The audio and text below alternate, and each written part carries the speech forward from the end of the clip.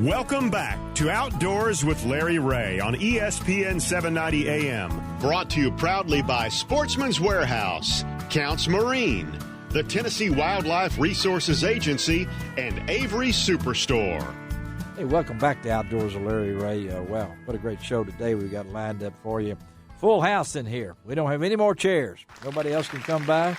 And I heard somebody clapping in the background. I'm not sure what that was for, but it was good, though. Thank you for doing that. Hey, we got a contest.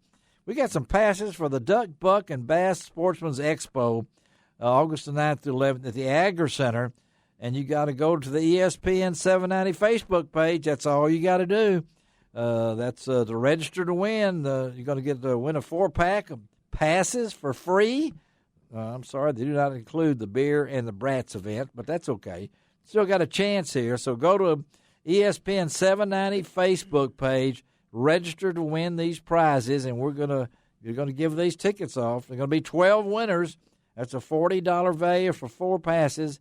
That's 12 winners. So go to ESPN 790 Facebook page. All right, we got some winners in the studio this morning with us, and I'll announce that again as we go along here. But our good friend Betsy Woods is here. Chief of Boating, Boating Director, Chief of Boating Division, Head Boat Person, Head Person in Boats. All kinds of promotions. I know. Especially boating safety. And boating safety, and, of course, that's Ron Wall. That is her interpreter that he stopped by. Of course, Don King is here also, and our friend Gene Smith is propped up over there with both eyes open. And we're really glad to have Betsy and Don here.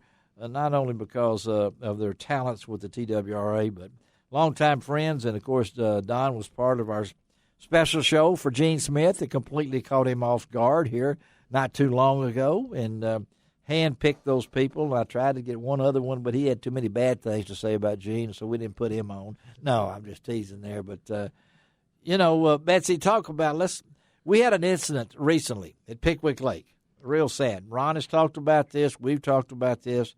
A man, 56 years old, 16-foot John boat, below the dam at Pickwick Lake, got caught in the boils, we assume.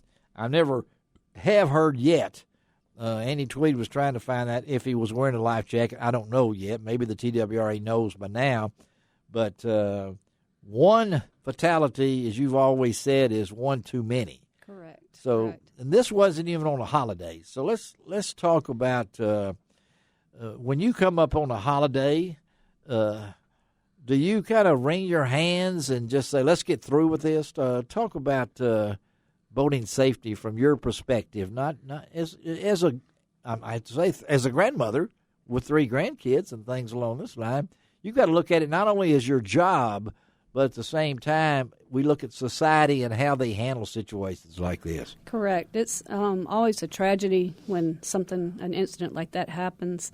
And life jackets really are, if you wear a life jacket, you will probably be okay unless some kind of blunt trauma is involved in an accident.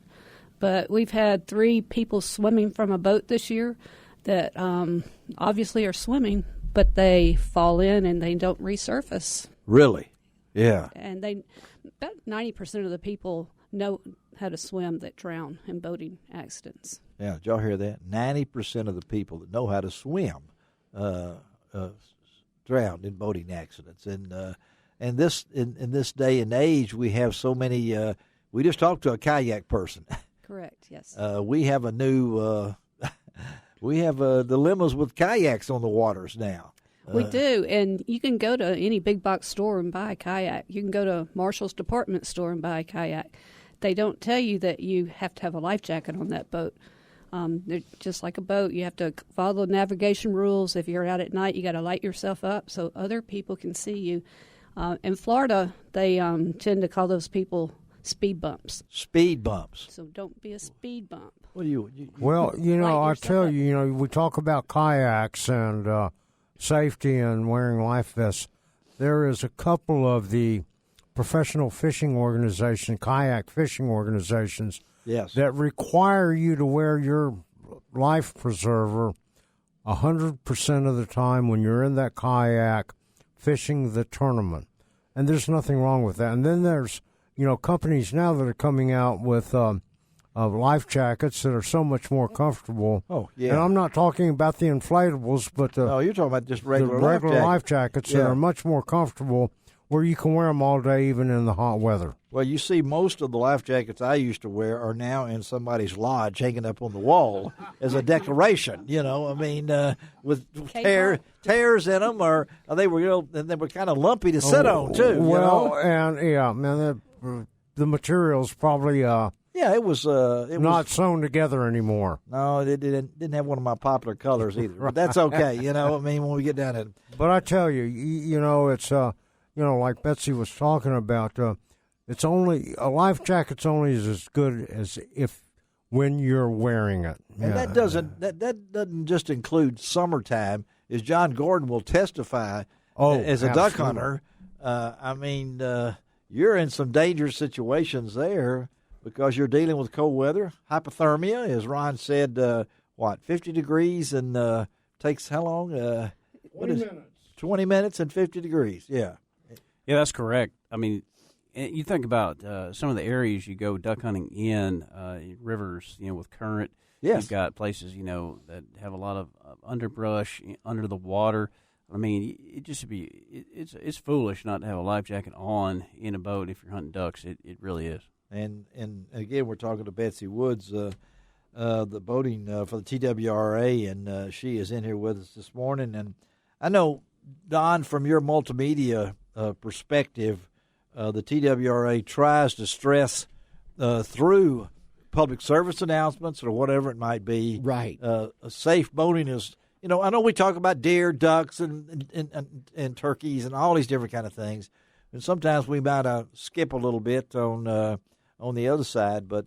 Right. We recently had Tracy Lawrence, the country singer, do some PSAs for us for boating safety, and we try to do our best with that. And I know you were talking about the local incident there at Pickwick.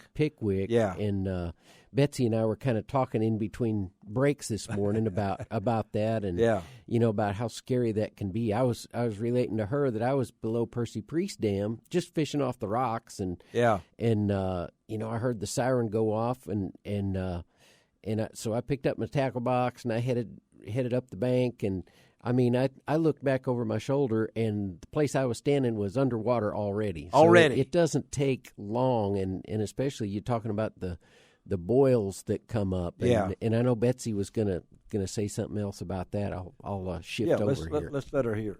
Well, a lot of times that water is so violent after it comes out. So if you if you see a strobe light, some of them don't have the sirens or a siren going. Yeah, you really need to start getting out of that because they're getting ready to release water when you hear that.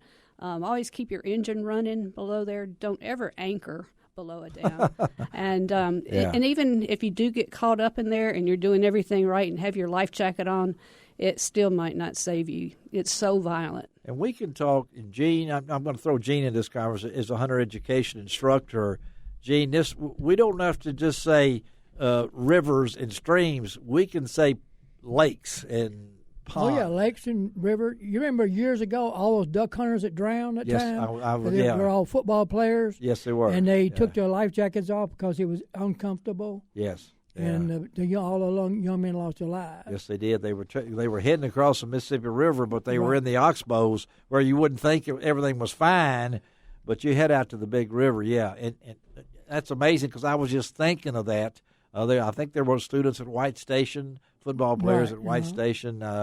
You're too young to remember that, John, but you were probably in Texas at that time. But it was a tragedy thing. But again, we're talking to Betsy Woods of the boating of the TWRA, and of course Don King is here with his Taylor guitar. And Don, and we're going to talk to you a little bit about the other aspects of this.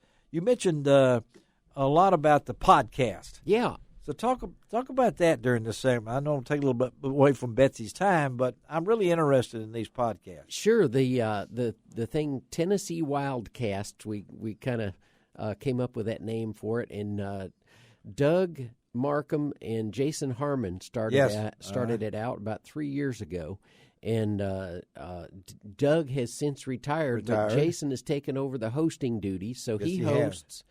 I co-host with him a lot of times when we do them in Middle Tennessee in our Studio B at the Nashville office.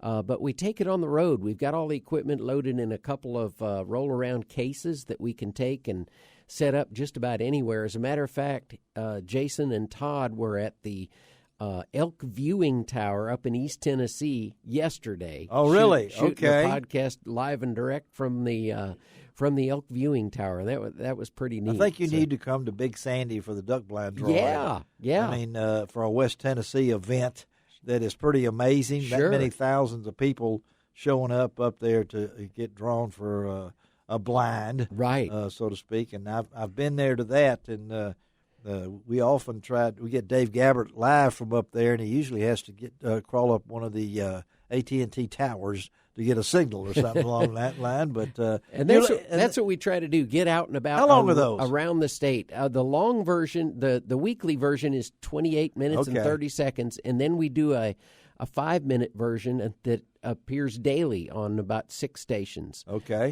And that's called our Wildcast Extras. So we do 5-minute versions that go out every day. Okay. And how do you pick those stations? I tell Jason we're still batting 1,000. We have not been turned down by anyone. We've pitched the Can we pitch podcast it here? Have we ever pitched I would it love here? I was going to ask you about that. We need to pitch it here. Okay. Yeah, we need to pitch it here, unless it costs me my job, and then we'll just unpitch it real quickly. And the good thing is it's not competition because you do such a great job here, Larry. I mean, you're an institution, and no, I live in an institution. Now that's you're close. I mean that's you got it almost there. But hey, thanks. Well, they're going to be with us for the rest of the show, but we're going to take a break and come back, and we'll talk to a young man whose lifetime in fishing has led him to become a 3-time Angler of the Year in the FLW. And as far as I know, Ron, I don't know how many 3-time Angler of the Years they've had in the FLW. Not many. I think he's the only one. I think there was several 1-2, but he's won 3. David Dudley, going to take a break. Don Keene's going to take us out there as he has every segment. We'll be right back on Outdoors with Larry Ray.